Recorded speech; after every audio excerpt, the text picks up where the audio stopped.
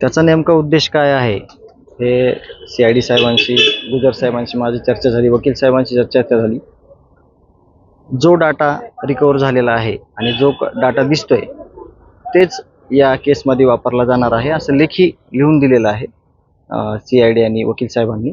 परंतु त्यांना त्यांचं काय जे म्हणणं आहे ते वेगळ्या शब्दात लिहून पाहिजे. परंतु तो विषय कोर्ट आणि जे IO आहेत आपले, जे वकील आहेत, ते त्याचं उत्तर देणार आहेत.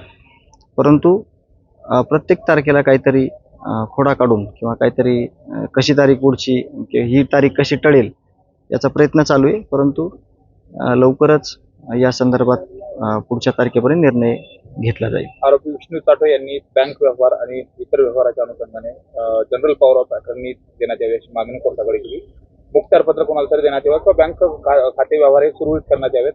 आता गाडीचे हप्ते आणि इतर व्यवहारही थकलेले आहेत असा जो अर्ज आहे तो कोर्टाकडे केला. नाही, ते म्हणणं सगळं जे आपले वकील आहेत ते वकील साहेबांमार्फत देण्यात येईल.